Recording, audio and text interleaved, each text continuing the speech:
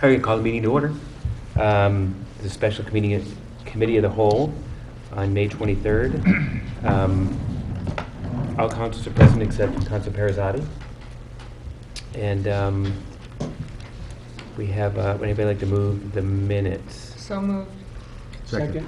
We have a motion and a second to move the minutes. Is there any discussion on this? Seeing none, all those in favor say aye. Aye. Opposed? Abstentions? That passes 8-0 to 0. We're going to go to new business.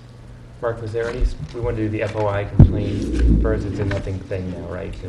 Yeah, I don't know that you need to go into executive session at this point. I did send out an email yesterday to the council indicating we had gotten word that Roseanne Katowski had withdrawn her complaint, and Dean had responded asking me about the second complaint, which was filed by the town clerk, which I was not aware of. Nor was I. And we did confirm with Tom Hennick today, and I sent it out late in the day, but we did confirm that that also has been withdrawn. So I put in front of all of you the email that I sent out late this afternoon, just in case you hadn't had a chance to check your email. So there are no complaints up in Hartford concerning the April 21st. Okay. Anybody have any questions regarding this? Just want to point out, I only found out about it because I talked to Tom Hennick, who's their information officer, about Roseanne's complaint, and in the process he said, just so you know, your town clerk has also filed a complaint. We never got notification, and possibly it got withdrawn before they could process the paperwork. I don't know. Well, as of last Thursday it was active, so No. he thought so. The next on the agenda is 2017-0133, introduction of an ordinance to designate the Planning Commission, the Planning and Zoning Commission, and abolish the Zoning Commission. I see that. Is Mike Carey coming? No, he's not coming Okay. for this item. I think the items that were open-ended were pretty straightforward. Yep. He has revised the proposed ordinance for 7 members. As you may recall, there was some discussion last time of maybe making it 9, and then you could always pull back from that. But I think as a result of the discussion, the thought was go with 7. If you want to pull it back to 5, that's fine. If you really think you may want to have a 9-member Planning and Zoning Commission, then we should change that to make it 9. But I think the general thought is that's probably too unwieldy. 7. I Maybe too think many. the council's thinking 7 max. So if you want to move ahead with this, we would put a motion or a resolution on the June 6th Town Council agenda to introduce the ordinance, and we would also have on that agenda a date, a resolution setting the date of the public hearing, which would be in July, the second week of July. Do you need a motion in committee of the whole to do that for? Yes. I will move that then, I'll second it. for both. I mean, you can do both at once, is that correct? I mean, Sure. We have a motion and a second. Is Thank there you. any discussion on this? My only question is, Mark, I know we'll have a public hearing and people will come, and talk. Are there any challenges that can be made to it from a legal perspective, or there isn't, right? This is our... Not that I'm aware of. Okay. I mean, people can sue Yeah. even if they don't, even if there's not really a way to sue. But I'm not aware that there is, Bruce. I mean, we'll Yeah. have to deal with that when it comes. Yeah, I just see, I understand it's our, the prerogative if we're following the parameters that were set Yeah, I think forth. we're being very, as a result of Overly cautious. Mike's input, we're having a public hearing, we're doing it Yeah. the safest route that we are, that we can identify. Yep. So Okay. it is in the purview, in our opinion, of the town council to make these types of changes, or at least propose them. Yeah. Who knows Yes. what you're gonna hear at the public Sure. hearing. You may change your mind. Diane? Is there a way we can speed it up now that we're all in agreement and have the public hearing next month as opposed to July? If you wanted to have a second meeting in June, sure. Right now, you only have one formal town council meeting a month. So in order to set the public hearing, you have to do that at your next town council meeting.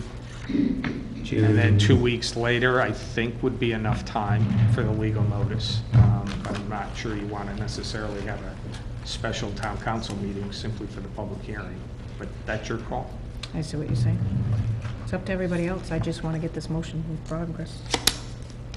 I'm fine with having another meeting. Season's over. Right? I'm good with our free The way time. it's scheduled, June 6th and the second week of July. I didn't hear what he said. He said he's fine leaving it, I think, for Leaving July. it the way it is. What is the benefit, Diane? I would just No, take this nope, to I have it. just wanted to get it done, that's all. Okay. But Yeah, that's we've been fine. talking about it for a long time. Move it along. I won't be here for that. If we meet on the 20th, I won't be available for that date anyway, so. But, I mean, I'm pretty open at it. It doesn't matter to me. I don't check my calendar for the 20th. how long will the meeting be if we have that meeting just for that? How It'd many be people could show up? All probably. depends how many How people many folks show up? to speak. So, I'll go with the consensus. We'll be finishing it with Mark, rather than putting it into the next town manager. That's true. Your farewell, Kentucky could get away with it. I'm trying to figure out when you want me here and when you want me not to be here. We'll let you know. I think I've heard recently a couple of times, well, maybe the next town manager may have better insight into stuff, so.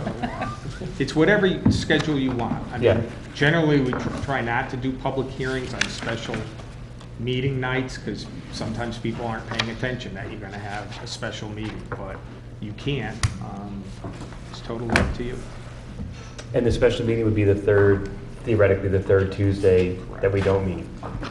Right? That we theoretically Yeah. don't meet on, right? So, I'm fine meeting earlier. It doesn't, it doesn't particularly matter to me. So, I say do it. I'm not gonna be here anyway, but do it. Deb, do you think you'll be on the 20th? What are you talking about? We're talking about having a Planning and special zoning. meeting for a public hearing for the zoning and planning. What day? The free Tuesday. I'm so glad we came up with Instead of that. waiting until July. I'm okay with Sure. waiting until July. Right now, I don't know my June schedule yet, but sure. Okay. So it looks like, Mark, that we'll have the public hearing on June 20th. Yeah. We have a motion and a second to, just so you know, Council Parizzotti, to designate the Planning Commission, the Planning and Zoning Commission, and to set a public hearing. We're going to set the public hearing for June 20th instead of July, something or other. Okay. Is there any other discussion on this? If I might point of information, what motion is on the table right now? Do we have a motion to set the hearing date as well, or just to adopt? Yeah, it was 2 in 1, yeah. It was both Okay. motions in the same one. That was my motion. Do we have to clarify the meeting date in the motion? I don't think so. No. Next week we will. Yeah, we'll put the right. Yeah, and when you do it, right, okay. All right, so let me make sure we're. All right. Any other discussion? If there is none, all those in favor say aye. Aye. Opposed? Abstentions? That passes 9-0. Next is 2017-0141, the Par 4 lease renewal. Yeah, as noted in the narrative, this is for potential executive session. I do want to provide you with an update, but I'd maybe like to suggest, why don't we go to the other items? Okay.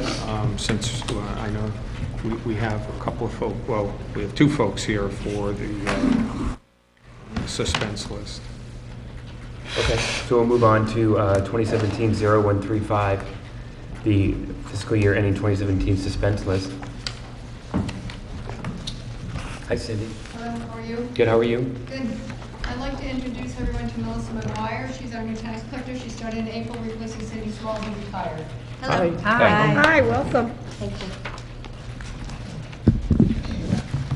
As you know, once a year, we're required by statute to report the list of taxes that will be suspended. And these taxes have been billed out numerous times and we've gotten no response. It does not negate the taxpayer's responsibility to pay it, but it removes it off of our records and we will no longer be billing for them. As my referral says, the current list has been billed at least 2 times, and the back taxes have been billed numerous times. We will be turning these over to a collection agency that has other methods of obtaining additional addresses or ways to contact the individuals that are beyond our scope. So for this year, you'll see the total for the town is $929,000, $6,500 for the sewer district, and $6 for Mumford Code, for a total of $935,000. The suspense list for 2016 was $620,000, and the increase this year is primarily to the 2 pieces of property that the town took by foreclosure, one being Boulder Heights, that potentially will be swapped for the Merritt property, and another smaller piece on Fort Hill Road that we owned. We only assessed the development and rights. The bank owned the land. Anybody have any questions?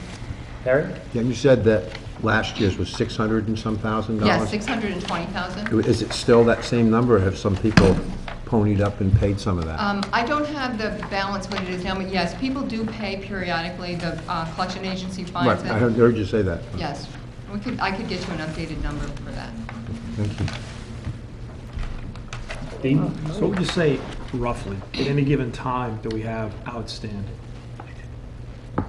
On the Is it- suspense yeah, so list? say, yeah, so like, well, we're moving stuff out of the suspense list, but say it's not on the suspense list. These are the hard cases.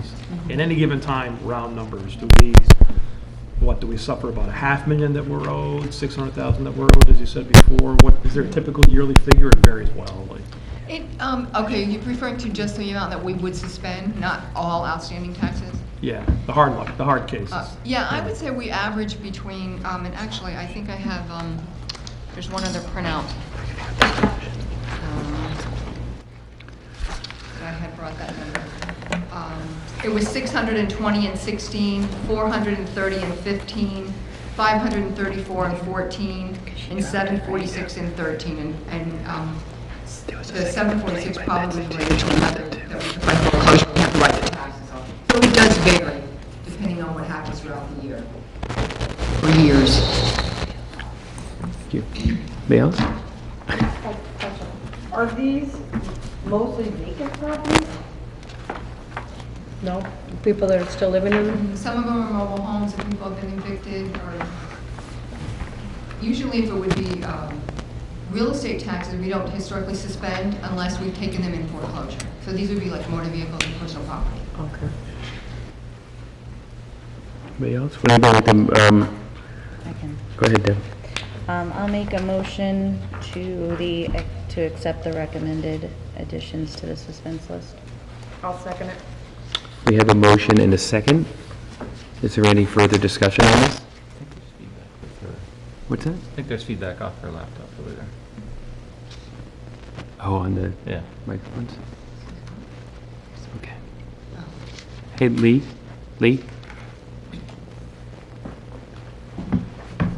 Excuse me, ma'am? Hi, Lee. I think there's interference from your thing on the... It's okay. I'll let you know. We'll see. If it's coming through the... That's okay. Any other discussion? Great. Do you have a motion? All those in favor say aye. Aye. Opposed? Abstentions? That passes 9-0 to 0. Thank you. Thank you. Nice Cindy, is this meeting it you. now? We won't see... Oh, we'll see you. Yeah. At least once more.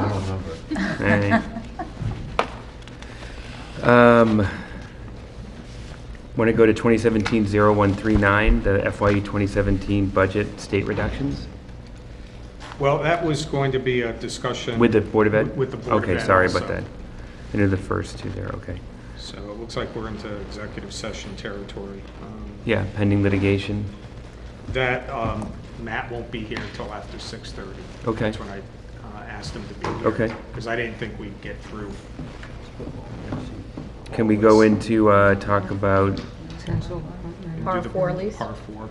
yeah, We are, just for some background, we are we're coming off of a 10-year lease at Par 4 with the current operators. We have been in discussion with them for probably 6+ months, working on a new lease. Given the subject matter, the terms and conditions of the lease, I would recommend that we go into executive session so that we can have that discussion. We are meeting with them tomorrow. I think we've made quite a bit of progress, but there are a couple sticking points that I want the council to be aware of. Ultimately, the council would need to, if we're going to move forward, would need to approve the lease. Okay. Would someone like to move it on? Oh, I'll move we go into executive session. I'll second it. I gotta, hold on. For the purpose of discussing, well, that's what I'm trying to do. To discuss the Par 4 lease renewal. Just for some continuity, I would like to suggest to the council that you also allow Nikki to stay in the discussion, since when the lease is done, I may not be here. Okay. And she would be in a good position to update the next time. So I move we go into executive session for the purpose of discussing the Par 4 lease and its renewal and we'd like to bring Mark and Nikki in as well. Second. We have a motion and a second. Any discussion? All those in favor say aye. Aye. Opposed? Abstentions? That passes 9-0 to 0.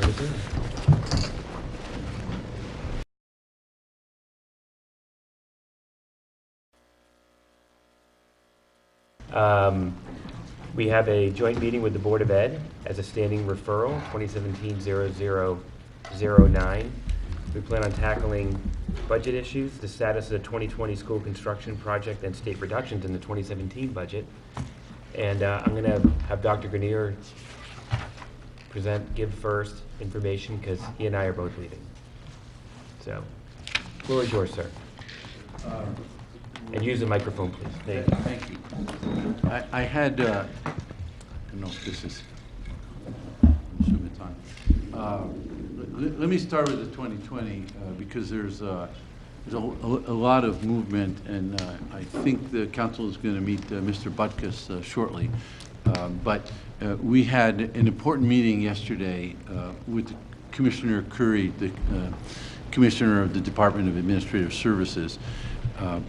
Thanks in large part to two people. One is Mr. Butkus, who helped me to understand the procedure, and former Representative Winkler, who was able to arrange for a meeting with Commissioner Curry.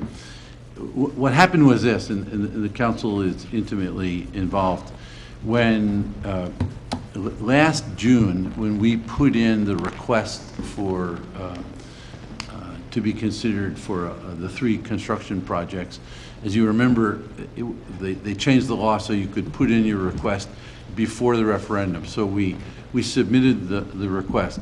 But at that time, all of the schools were in racial balance. They had been out of racial balance in 2014. They were we were in racial balance in 2015, in racial balance in 2016. But so at that time, we submitted the request for a renovation project for Cutler School, but with all the documentation that said this would address the racial imbalances for the future. So the referendum was held on November 8th. On November 10th, I received a letter from State Department of Administrative Services verifying that, in fact, the projects for Groton were put on the priority list, and we were listed as the 2 elementary renovation projects at 57.5% and the new middle school at 47.5%, which is what we knew to be true. And then in December, we got all the verification for that from the Department of Administrative Services. So then we waited, and 2 weeks ago, we received the notification that Colchester School is out of racial balance. I met with the commissioner, and I had a fairly lengthy timeline, and I explained to her what I just said to you, and that what we need, and I believe deserve, is that because Groton had made a good faith effort, and it literally says this in the statute, that the commissioner of the Department of Administrative Services, for good cause, quote, can waive some of the requirements. So we asked her, Senator Summers was there as well, and former Representative Winkler. We asked the commissioner to amend our project request to change it from a renovation project to a diversity school because, just for Cutler, because Cutler School will service the children at Colchester, which is the school that is out of racial balance, and basically blend them together with SB Butler. She was very supportive, understood what was going on, and said that she would have to speak to the Commissioner of Education, actually to the lawyer who handles racial imbalances for the Commissioner. I just got off the phone with her, the Education Commission lawyer, and they had a very positive talk. So on Thursday, we will, the Commissioner is going to meet with the heads of the education committees, and she has not made a promise yet, but the indications are that she will support an amendment. It's not an added bill, it's just an amendment which would change our request, well actually what we have already received, our project for Cutler Elementary School to change from renovation project to a diversity school. If that happens, then of course everything goes forward as we had hoped. Groton would go from 57.5% reimbursement to 80% reimbursement, which would be, the difference, by the way, is the $10.3 million. The state has already set aside bonding for $481 million. That's the priority list. We're on the priority list. As far as the state is concerned, they are moving forward. It's this last issue of trying to get the diversity school to be changed. So I will be able to report back to each of the town council members on Thursday. I believe the answer will be available at that time. But I'd be happy to answer any questions. Councilors? Okay, Fred? How you guys doing? Wasn't there a square footage waiver we needed to for the other renovation project? There is, the initial projection is that it would exceed the $450 per square foot. That is something we are working with the Department of Administrative Services. That's another waiver for a good cause, but that's really with the staff members. That's not at the legislative level. Okay. So, and you know, I guess if push came to shove, we would stay. We would do what needed to be done to maximize the reimbursement, and stay within the 450. Thanks. Bonnie?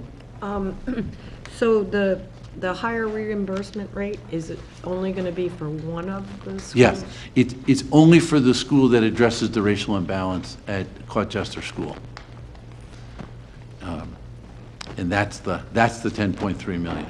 But that's the key number, because that's what we basically promised the voters. And I will say this: I was somewhat surprised. The commissioner said that she knew about the results. Actually, they knew about them the next day, because when I called, the commissioner's office was already aware that Groton passed a referendum. And she said she was impressed with the language that was used to pass the referendum, because it included eliminating redistricting as a racial balance technique. So the big quote from yesterday was, Groton has done everything we've asked them to do, the letter of the law and the spirit of the law, and we are clearly should be eligible for this. So I just wanted to clarify, so that will be the renovation like new of Cutler? Correct. That's right. The higher rate, okay. So if you're going to save 10 million, does that mean you're spending 10 million less? Well, the funding, what was passed was 184 million. That's Right. set. And what the Groton 2020 plan assumed was that the voters would pay for 84 million and the state would pay for 100 million. Right now, we need that 10 million to get the state is only going to pay 90 at this point, and we need the 10 to get them to pay. There's 184 is not going to change, but what we're hoping is that because of this 80% reimbursement, that it would mean 84 to the town and 100 to the state. So if you don't get this, does that mean the town has to pay 94? Yes, or not do it. No. We'll address that as part of the presentation. If you have those sorts of questions involving project cost, I would request that the council hold those until we get to that portion. I know. Anybody else?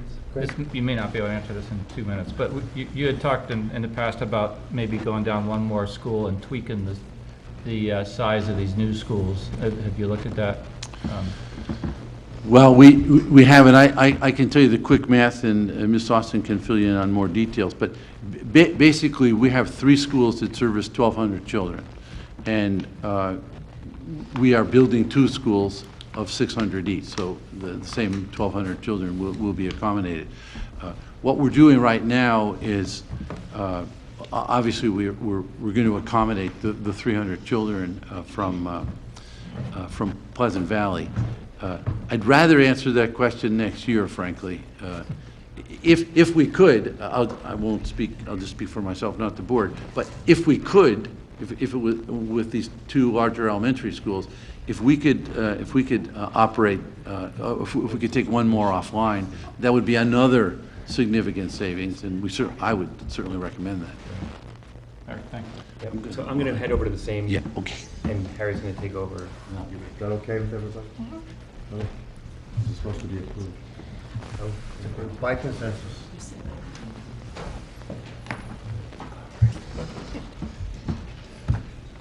Okay, so we're done with the 2020 discussion except for a presentation. Is that? Yeah, and I Well, believe we're that's with. Well, we have a presentation. We'll be able to answer additional questions. Tell you what the status is. Should we go on to that, or should we talk about the funding? Well, it sounds like the superintendent is going to try to get back, so why don't Move on we to have Rick the, and Jack and Gary go on with the presentation on the 2020.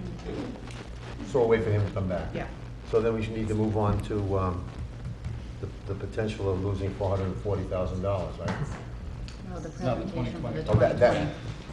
We're going to do the 2020 presentation. I'm sorry. I thought we were waiting for him to come back. Okay, we'll just move on to that. So. Right, so I think we'll, because that's the projector is. Let me move myself for you, sir.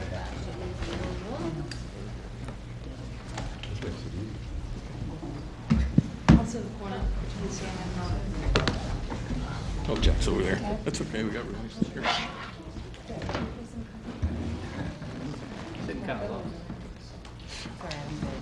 No, we're back.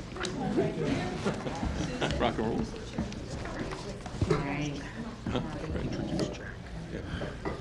Hi, good evening, members of the council. We appreciate the opportunity to come and fill you and the Board of Education in on the current status of the Groton 2020 plan.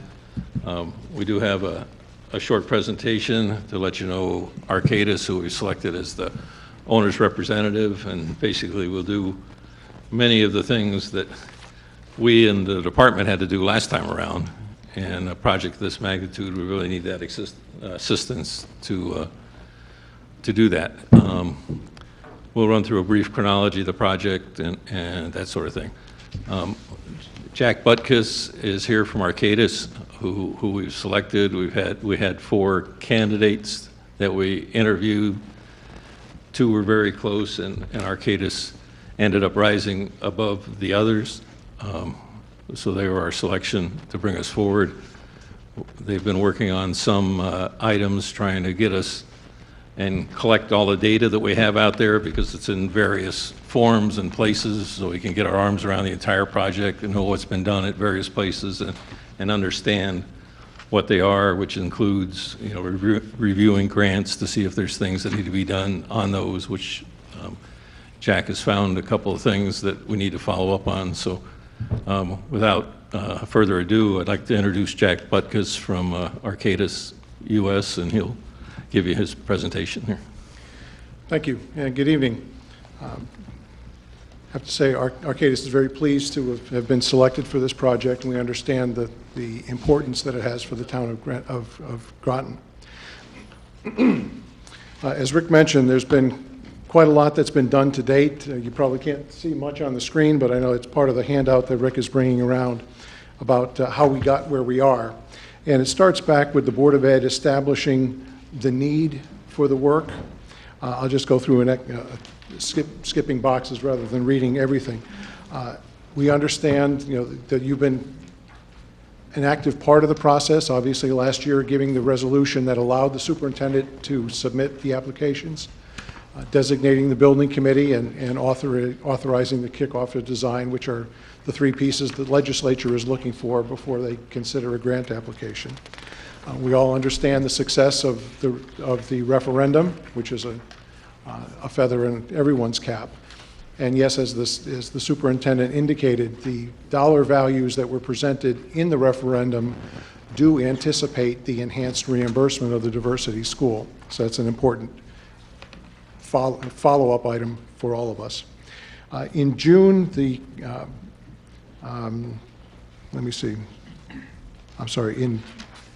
in October, the council gave Public Works the authorization to bring on board an owner's representative. And we had been following the project in the media for a while as things were beginning to materialize. And we're very happy to have the opportunity to respond. We were selected. April 7th, we were given the green light to do what we've been calling the table setting exercise. As Rick mentioned, gathering the information, checking the status of the important pieces of the puzzle, and getting things set to the point where we can now move forward with items that are going to kick off the design and construction effort for the middle school. Take just a moment to tell you about Arcadis. Arcadis is actually an international company of 26,000 of my closest friends. And we have tremendous resources in design and consulting, but the most important thing to the town of Groton is that we're also a local company. Our local offices are in Middletown. We've got 3 offices in Connecticut, but the Middletown office is the hub for our building construction group, of which I am a part. We've got about 30 professionals in that group that are involved in our project management, financial controls, estimating, scheduling, all the attendant skills that will be necessary to oversee your project.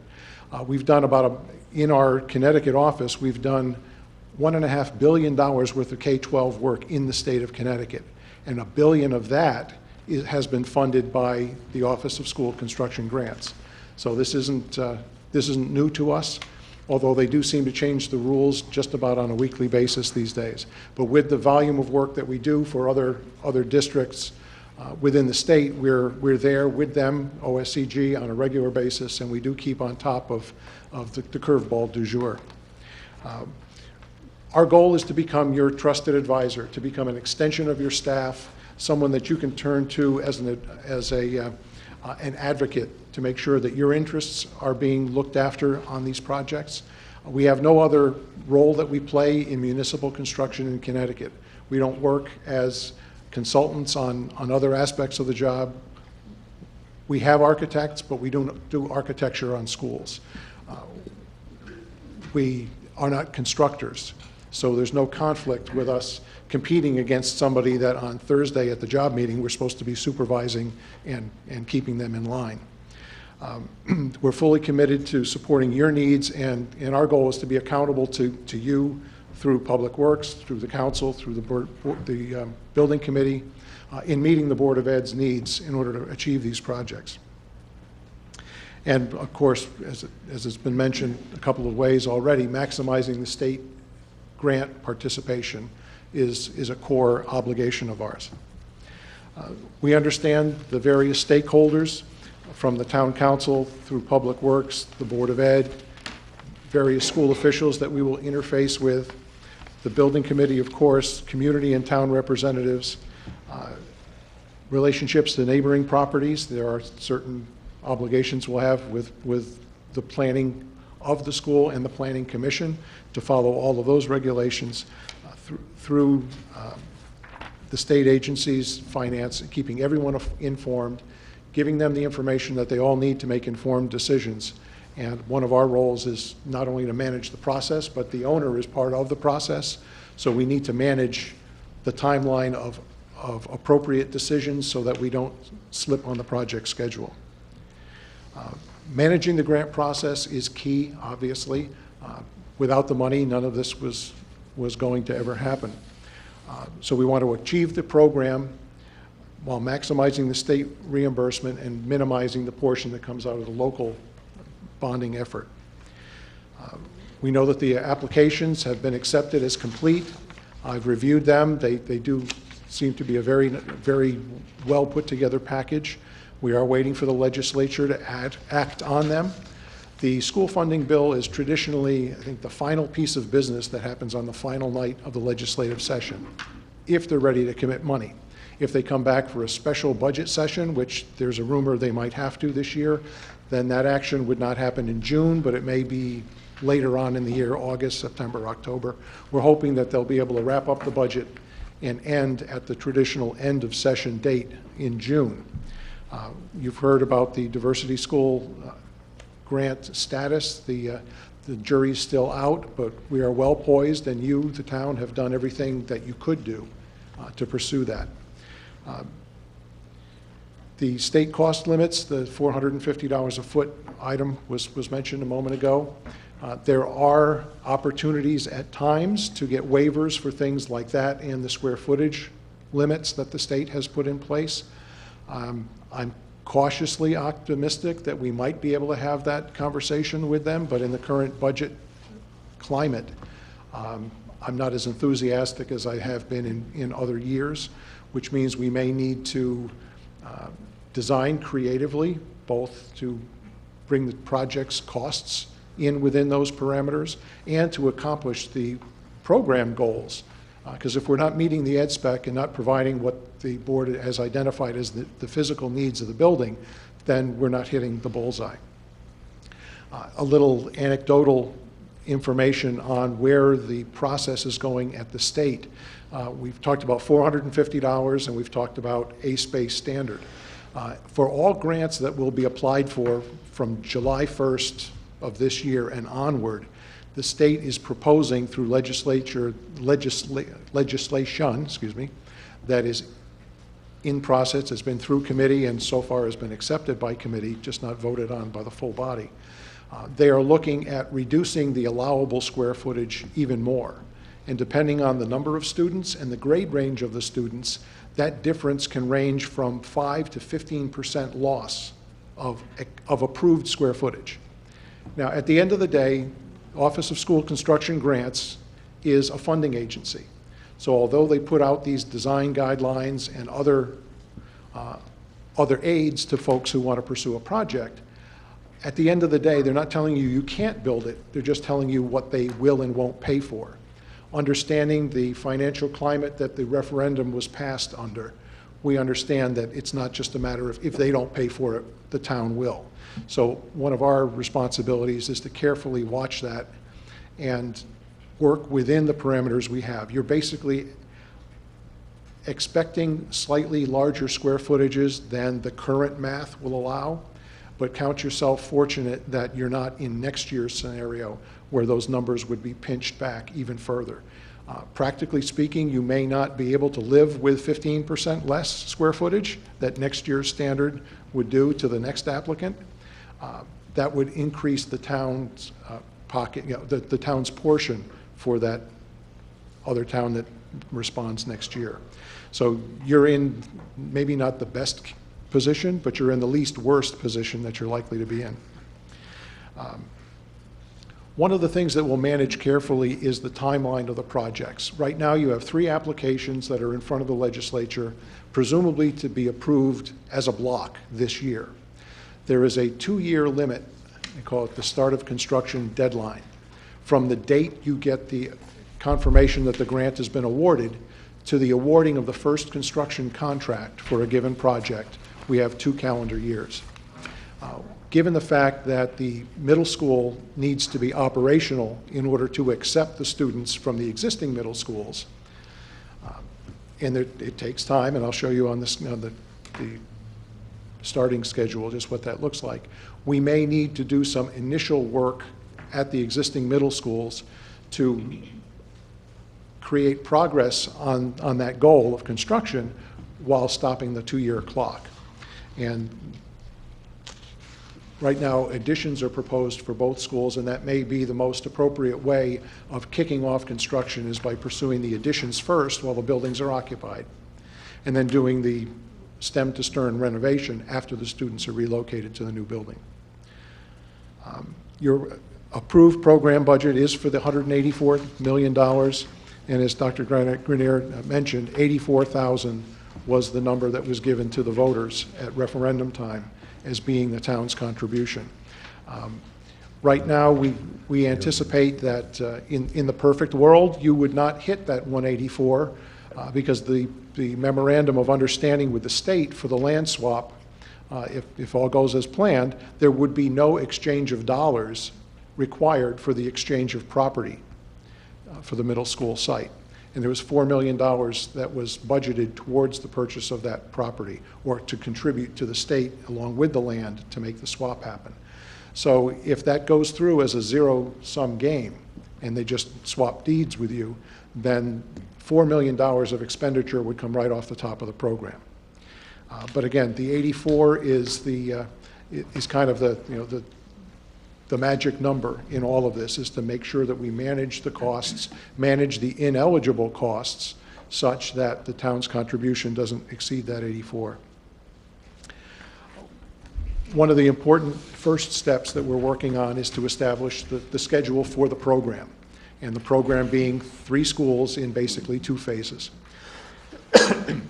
We'll work with the construction managers, or when they're brought onto the team, to go into more detail so that when it goes to bid, there will be adequate information for the bidders to understand just how we're going to break down that construction portion.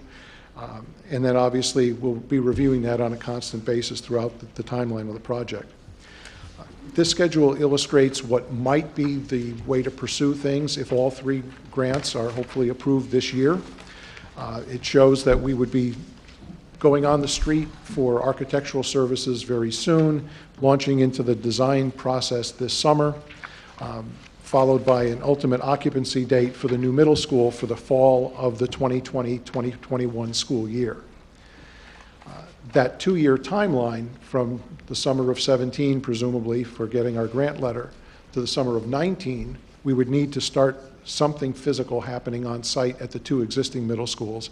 So we're looking at as I said, the additions as the positive step forward in both of those projects that would meet that deadline. If for some reason the state approves one but not the other 2, based on the fact that we're phasing and they have constraints on what they're allowed to commit to, I had heard one number earlier in the session that they were trying to cap the state's contribution to 450. I've heard more recently that they're already over 480 million as the state's contribution to the projects on this year's list. It's not over till it's over. We'll have to see where that comes. If we were to receive to be deferred to next year's list and get the middle school renovations approved next year, then that 2-year window starts in the summer of 18, and we could start construction as one continuous effort on the renovations of the 2 existing buildings after we move the students into the new middle school. But again, some of that won't be determined until the list is approved and we find out who gets funded when. Next steps would be to complete our project startup tasks, our setting the table effort, and tonight being one of the important steps is to communicate with you. We met with the Permanent School Building Committee last week.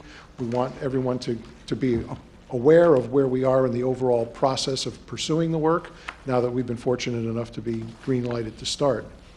We're developing the contracts and general conditions that will be used for the architects and the construction managers.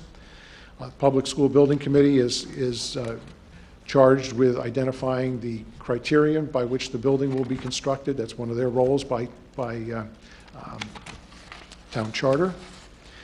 And we hope to have the architect's request for qualifications, short list, and then request for proposals kicked off with a legal notice to go in the paper on Sunday the 4th, if all goes well. Followed about a month later for the construction manager at risk hitting the street the Sunday after 4th of July weekend.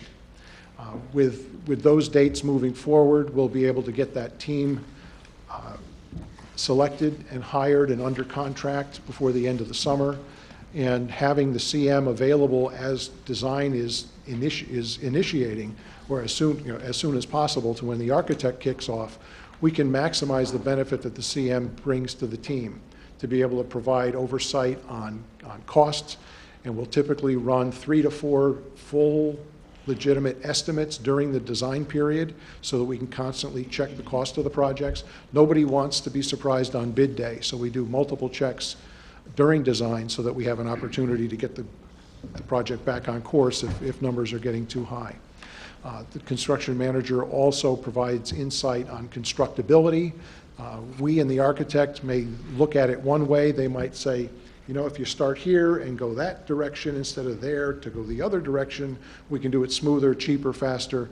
We want that type of insight from people who have the hammers in their hands, who know the brick and mortar realities, and are going to have to be overseeing the individual contractors that'll put it together.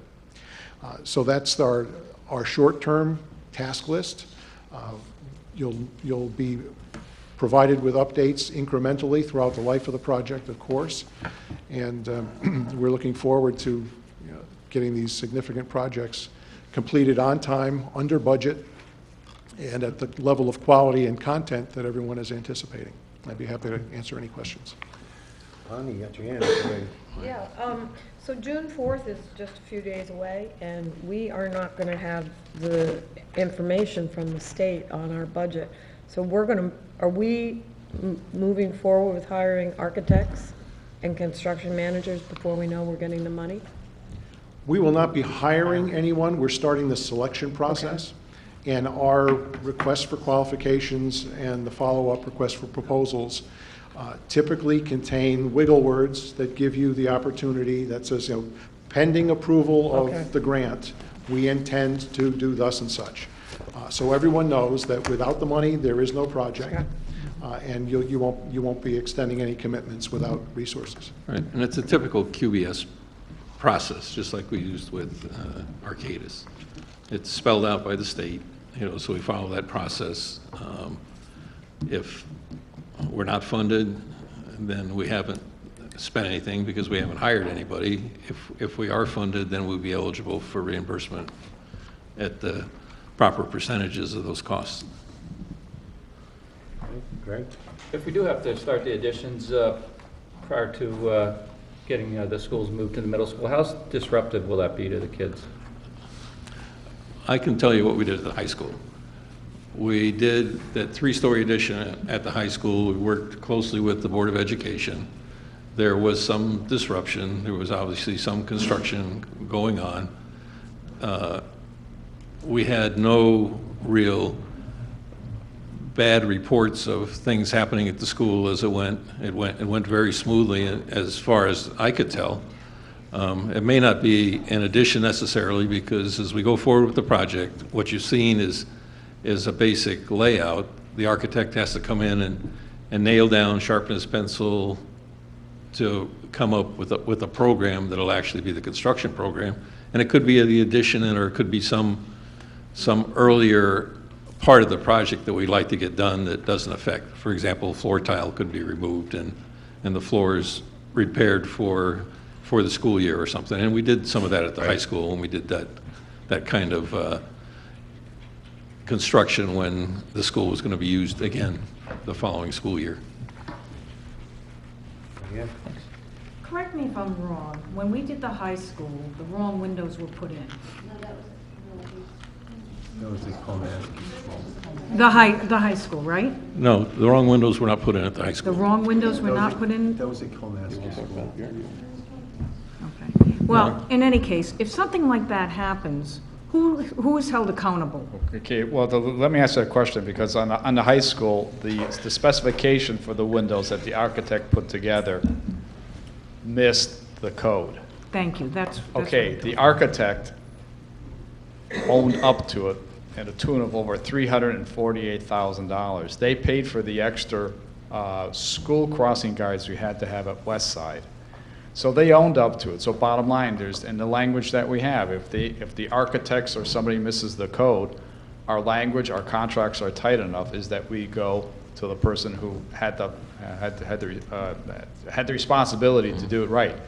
But for the high school, it's $348,000 that company put up with their own cash to make that correction. Okay, that's what I asked. Thank you.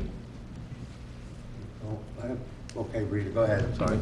I have two quick questions, one for Rick. Did we have a firm like Arcadis do this before we built the two elementary schools and the additional high school?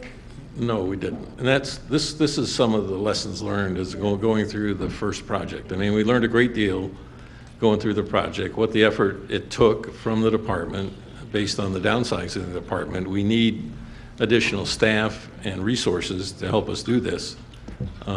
We are eligible for reimbursement of their costs, or parts of their costs, based on the reimbursement allowance. But to bring somebody on like Arcadis or a project manager, if you will, or owner's rep, it would help us move the project along more quickly, probably, based on their experience and their ability to work with construction managers and the architects. And my second question is whether or not the permanent school building committee has all members in place, or do you still need members? We still need members. They have 4 right now. It's a committee of 7, so if there's somebody interested in being on a permanent school building committee, please step up and make your application. Are we going back and forth, Council Board of Ed? Why don't we do that? So Rich, why don't you go ahead? Yeah, Rick, during the design phase, are you going to have any value engineering? Well, we'll let Jack talk about that. Our goal is more value management than what's traditionally looked at as value engineering. Value engineering is kind of the stepchild of the process, and that ordinarily happens when it's too late. You haven't caught things, it goes out to bid, it comes in over budget, and then you start to slash. By doing incremental estimates at every stage of design, we catch those costs, we catch a snapshot of those costs real time, and then use the next phase of document development to adjust the design to get those dollars where they need to be, to take out any excess. It may be decided that, yeah, we can afford it, but I'd like a nicer one of this, and I can do with a lower value or less expensive version of that. And we try to shift the dollars to where they're most effective. So that, we'll deem that as value management, which happens during the design process rather than as a crash and burn when the bids come in too high. And that's the goal. I mean, we'd like to get the plans so you can minimize the change orders. We get people to review the plans. There's actually, the state has changed the way they review their plans, and they're going to review them at each step. Conceptual design, detailed design, what have you. So we'd probably be up to the state 3 or 4 times as opposed to last time when we're up there once at the end. And if they saw things that they didn't like, then we'd have to go back and change the plans. So the goal this time, as Jack has said, is to get things right and in place to start with, and then we don't have to, hopefully don't have to do the value engineering things unless the cost of steel goes up like it did at the high school last time. Just one more question. Made in America. Are we going to buy the materials that's made in America? That is a council policy, though, unless the grant requires it. That's a council policy of having that as a requirement. So that's some of the items as we go through that we're talking to the Permanent School Building Committee, who then reports to the council with the recommendations. There may be more costs, there may be less costs, but that's a policy decision. Okay. So I can ask a question. Nobody has their hands up. Mr. Butkus, right? Yes. You said something about maybe the state could split things, you know, and then maybe, and I understand the shovel in the ground before 2 years goes by. That I think that's what you were saying. But the reimbursement rate is different for the different schools. And if you put the middle school up front and that gets passed this year, then we're at the point where we don't know we're going to get the 80% reimbursement for one of the grammar schools. Well, we've got a couple different issues. Yeah, in you know that where I'm getting Yes. at, okay? Because we kind of promised the voters we're going to get an 80% reimbursement rate, so the state would pay in $100 million, we're paying 80, whatever. Correct. So could you explain that? And the reason I mention that is that last year, for the first time in anyone's recollection, the state actually prioritized the awarding of grants. They have what they call the priority list that goes to the legislature every December. And we're on that list. And we are on the Yes. priority list, all 3 projects. Last year, because they were bumping their heads on a limit of dollars that they were allowed to commit, they went through that list. In fact, I was one of the project representatives that got a call for one of my clients and said, where do you stand with project X? And we, because of the town's policy, we don't proceed with their projects until they have the grant commitment letter. So we hadn't hired the architect yet. We hadn't started, obviously hadn't started construction. They looked at other projects that were further down the path and gave priority to those other projects that had skin in the game, so to speak. And the project that I'm speaking of that had not yet even begun design was skipped over. And the district received a letter from the commissioner that said, you will be put on next year's list, or, you know, you'll be rolled over, and you will not have any penalty on your reimbursement rate.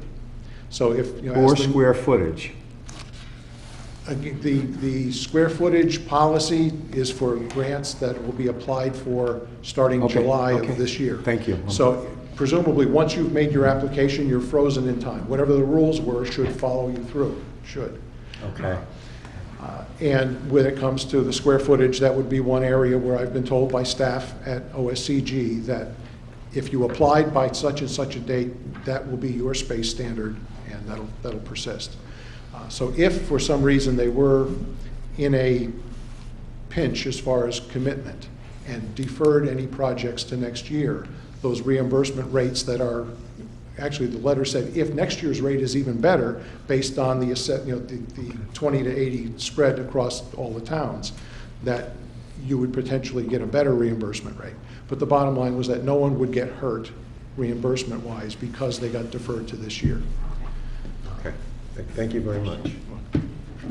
Are there others? Lee, have your hand up? No? Are we done here? Okay. Well, thank you very much. Thank you. Thank you. Rick, how often does the permanent school building committee work? They meet on, I think they're going to start their regular meetings on the first and third Thursdays at 7 o'clock. So it's twice a month to start, and it probably Yeah. ramps up as time goes on? Is that? Yeah, well, they'll have to see what their load is and what they I'm need to do. thinking about potential members and being able to tell them Right. what kind of time commitment it would be. Well, because they do have some things that up front that they really need to get involved in, and one of them is criteria. How do you want the building to look? How do you want the site to look? That sort of thing. And then they have to certify to you and to the Board of Education and ultimately the state that the plans are designed in accordance with all these things that are out there. There's a number of manuals that are very thick that the state's put out for high-performance schools, for school construction standards. So there's a lot of things that they'll be involved with at the beginning. So yeah, they may have to ramp up to more meetings, but they'll have to see. And of course, the more members they have, the easier that would be for them. Yeah, They of could course. have subcommittees or what have you. No, Mark, would those appointments go through the personnel appointments? Yes. Committee too? Okay. So I got the whole picture now. Thank you. Welcome.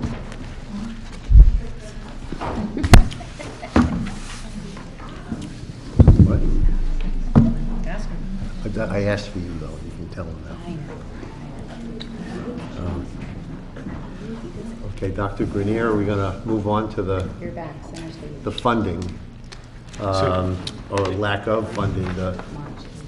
Let me start. The other item that the council wanted to talk to the board about and the town about is the proposal that the governor put out last week for another $440,000 reduction in funding to this year.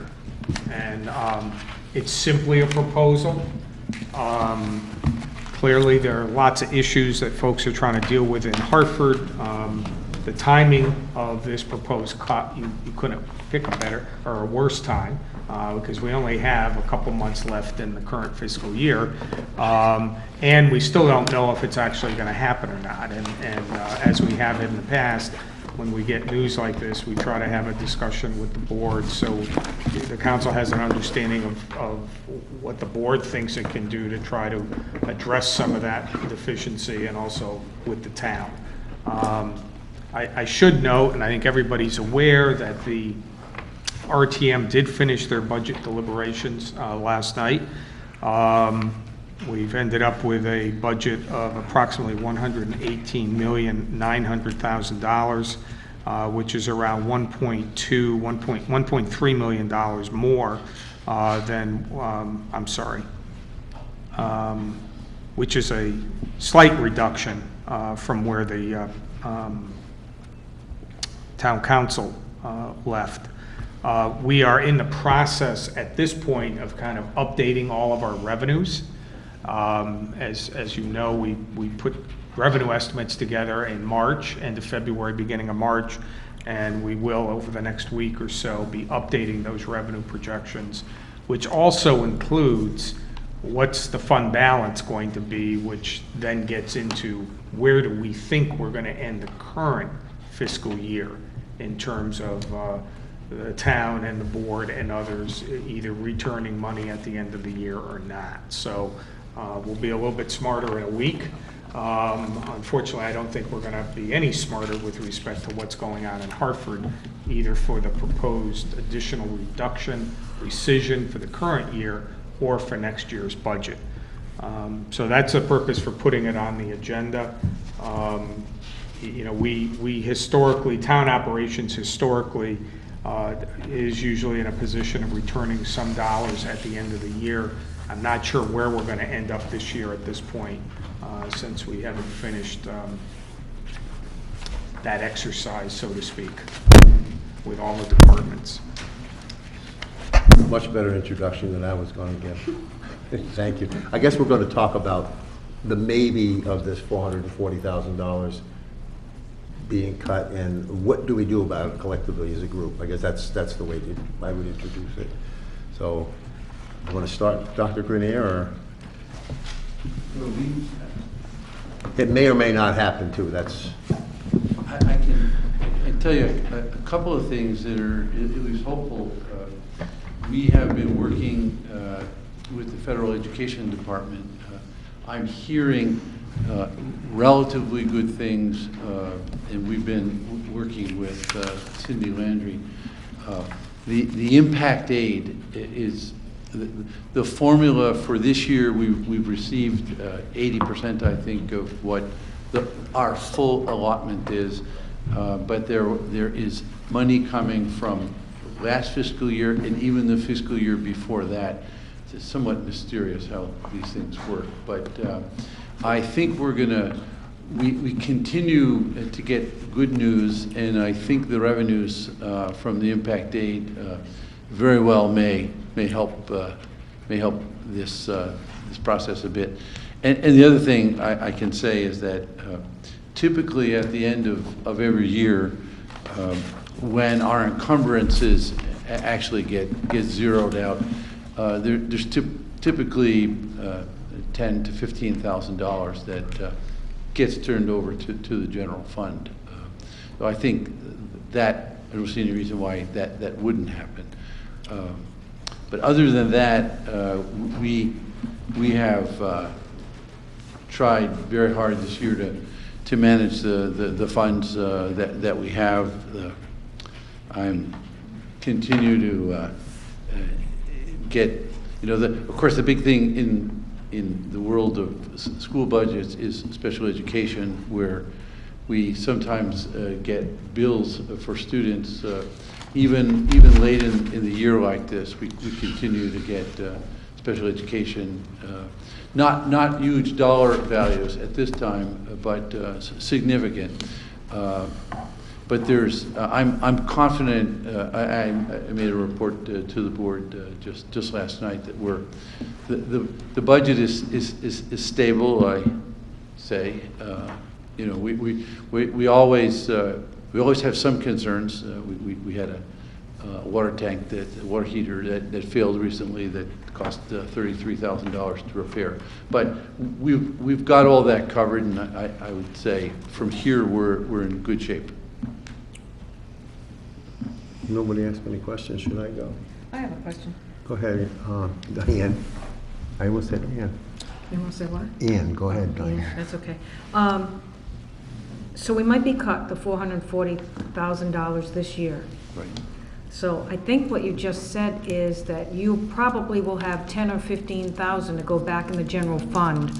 So you're saying that the rest of that, the bulk of that, will have to come out of the general fund? If we cut this 440,000? Well, I don't have any other resources that you're referring to, but I will say this: I'm in literally daily communication with Senator Summers and Representative Dela Cruz and Conley, and I am not hearing. I don't know if Mark's hearing anything different, but I am not hearing that is a reality.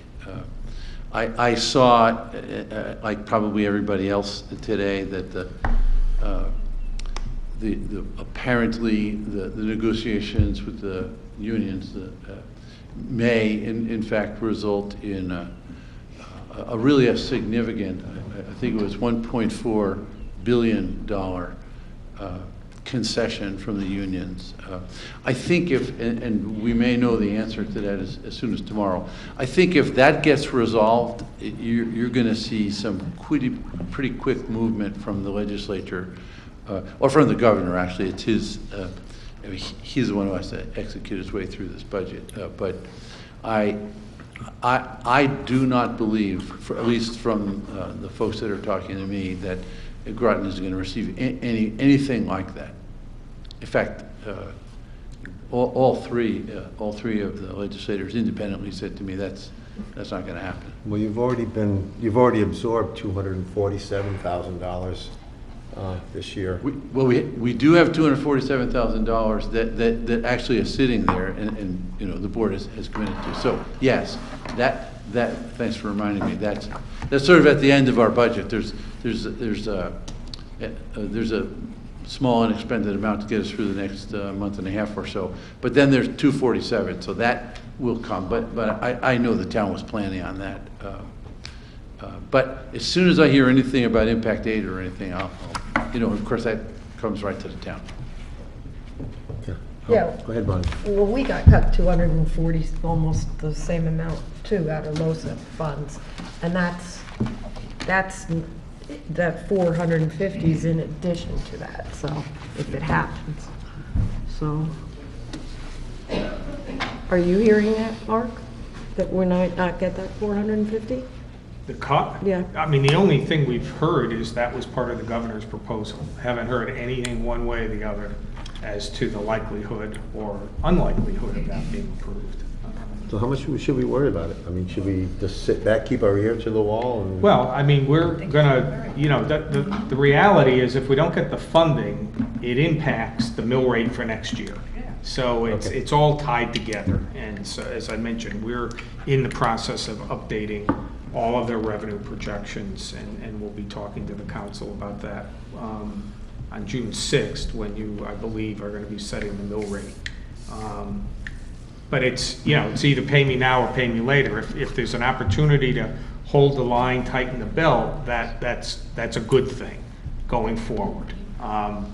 You know, if we get the money back, if we all collectively can save some money by the end of the year, but we don't know that until after June 6th, then the mill rate's going to be the mill rate. So, you know, that savings will still be there, but it won't get applied to next year's calculation, so to speak.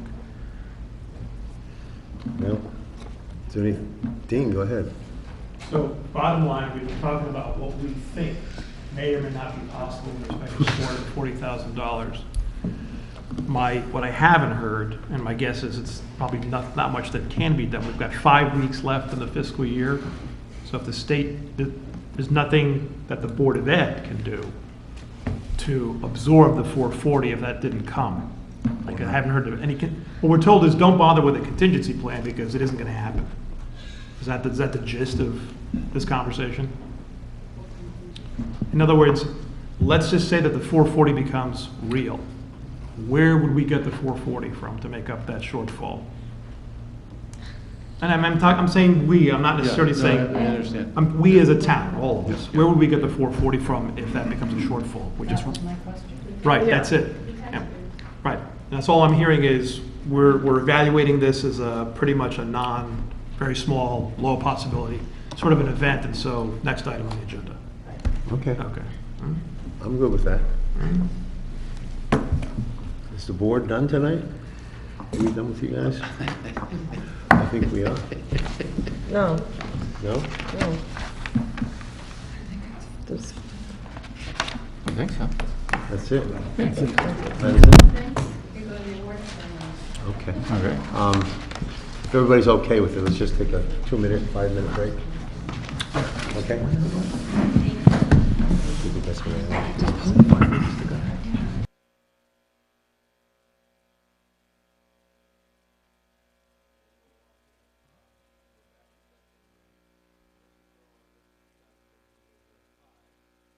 Litigation, and we would have to move to go in executive session, and there's only a little bit left on our agenda, so maybe the staff people can go home, and we can finish up our meeting, and you can enjoy the rest of your evening. So is there a motion to go in executive session for the pending litigation, or is it just a standard? Do you want to do the last? Sure, then I can say what you Is that said. proper protocol? Yep. I got the thumbs up over here, so I guess it is.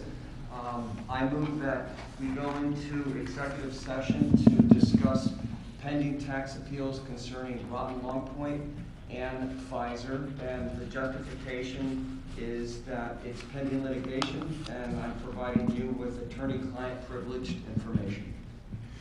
So moved. To include the three of you. Thank you. That's why I'm here and not up there. Okay. To include not only the members sitting on the town council, but also Mark. Oldfinger. I Town forgot about manager, you already, Mark. and I haven't even left yet. myself, Matt O'Shea, and my good friend Mary Gardner, the tax Does assessor. Cindy Landry need to be here? Landry. And And Cindy, the finance director. And we'll let the staff go when they get all wrapped up with their stuff. Did somebody move So that? moved. Somebody Second. It's moved and seconded. Is there any discussion? I just want to know, yeah. and just because it's come up previously, since Rich does live in Groton Long Point, it's totally up to him whether or not he feels he's okay with sitting in or not, but as Matt noted, this is all privileged information. And I think it was when we were on the council previously, Rich, that issue came up. It's however you want to deal with it. I'll let you be your own conscience.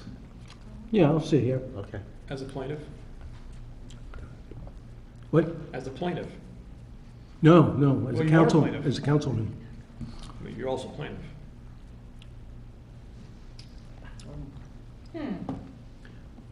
Well, I think last time there was some discussion about the class action suit, and I think what I could be wrong. Tom, yeah, voted and said that it was illegal for us, or we shouldn't have been excused. Shouldn't have been excused. Here's my question, Matt. Okay, go ahead. If, I'm sorry. I know you get to wear different hats, but he's still a plaintiff. If he's present for the discussion, what happens to attorney-client privilege? It's a very interesting question, and what it does is I actually represented a client who, because he was the president of the corporation, who was the plaintiff, and the managing member of the LLC, who was the defendant, and he was being deposed.